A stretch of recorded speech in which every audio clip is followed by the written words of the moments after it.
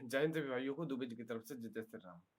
तो आप सभी भाइयों से बता देना चाहते हैं कि आप जैसा कि टाइटल और थंबनेल देखकर आए हैं वीडियो देखने के लिए, और आप सभी भाइयों से बता देना चाहते हैं कि वीडियो को अंत तक देखिए, क्योंकि किरण राव ने कितने रुपए लेकर और आमिर खान को तलाक दी, ये चीजें वीडियो में बताई जाएंगी।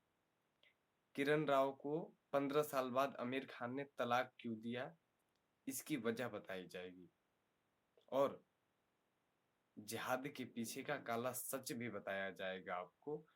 पूरी वीडियो को अंत तक देखिए और सारी चीजें स्टेप बाय स्टेप बताई जाएंगी, और हलाला कब होगा किरण राव का और किस तरीके से होगा, ये चीजें भी बताई जाएंगी वीडियो में।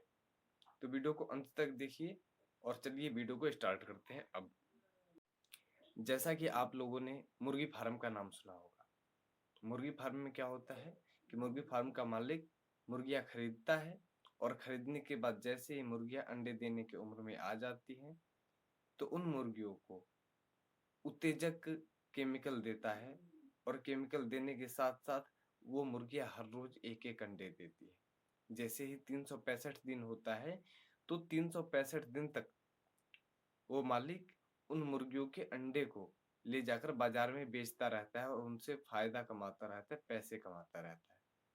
और जैसे ही 1 साल बीतता है और मुर्गियों के अंडे देने की उम्र समाप्त हो जाती है, उनके पास क्षमता नहीं होती है कि वो अंडे देगी, तब वो मालिक क्या करता है कि उन मुर्गियों को काट कर और किलो के भाव में उनका मांस बेच देता है। उसे जरा सी भी तरस नहीं आती है कि उन मुर्गियों ने उस मालिक को कितना मुनाफा दिया है।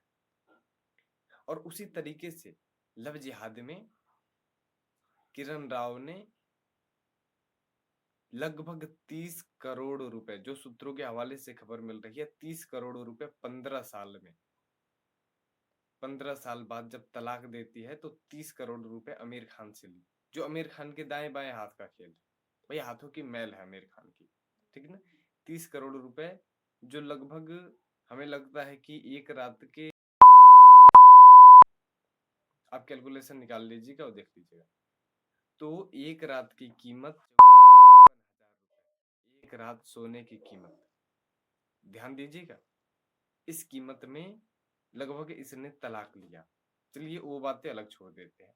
अब क्या होता है कि मुर्गियों का तो ये हाल हो जाता है, और जब इंसानों की बात आती है तो इंसान तो भाई काट कर उनका मांस बेचा नहीं जा सकता। इसलिए क्या किया जाता है कि काट कर उन्हें सूटकेस में बंद कर दिया जाता है, या काट कर रेलवे ट्रैक पे फेंक दिया जाता है, या किसी गली नुक्कड़ के चौराहे पर फेंक दिया जाता है उन्हें मारकर, या अपने घर में उन्हें दफना दिया जाता है ताकि किसी को पता न लगे। अब वो तो गरीब लड़कियों के साथ होता है, ये अमीर हैं तो इन्हें दर दर भटकने के लिए छोड़ दिया जाता है। जैसे रीना दत्ता को छोड़ा, उस तरीके से किरण राव को भी छोड़ा। और इन लोगों के मन में एक ही तलाश होती है, जिस तरीके से मुर्गियों को काट कर और बेच दिया जाता है बाजार में और नई मुर्गियां लाई जाती हैं, उसी तरीके से इनको भी कहीं काट कर सूटकेस में पैक कर दिया जाता है और नई लड़कियों के तलाश में निकल पड़ते हैं।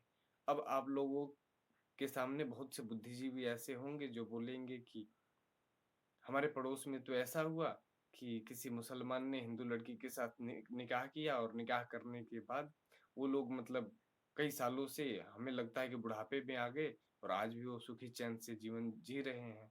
तो इसके पीछे का काला सच आपको नहीं पता है। उस कठमुल्ले को कोई नई शिकार नहीं मिली होगी जिसकी वजह से वो उसके साथ जीवन जी रहा है और अपने जीवन को चला रहा है। उसे जैसे ही नई शिकार मिल जाती, वो तुरंत ही उसे छोड़ देता, दर दर भटकने के लिए, या सूटकेस में पैक कर देता। और अगर किरण राव का हलाला होता है तो यकीन मानिए हिंदू मुस्लिम भाईचारा वहां नहीं देखा जाएगा, हलाले के लिए मौलवी को ही बुलाया जाएगा। पहली बात कि आमिर खान उसे रखेगा नहीं, क्योंकि बुढ़ापा आ गया है ना किरण राव का, तो बुढ़ापे में रखेगा नहीं। अगर रखता है गलती से तो हलाले के लिए कोई मौलवी ही आएगा, हिंदू मुस्लिम भाईचारा नहीं देखा जाएगा। क्योंकि हिंदू मुस्लिम अगर भाईचारा देखा जाता तो हम जैसे किसी हिंदूवादी भाइयों को, नहीं, हमें हमें नहीं भाई, किसी और को, किसी और को, किसी हिंदू को ये मौका मिलना चाहिए था हलाला करने का। जो मौका हिंदुओं के हाथों से छीना जा रहा है क्योंकि ये जिहादी हैं आमिर खान। और ये वीडियो में यही बताना था। बाकी जय श्री राम, हर हर महादेव।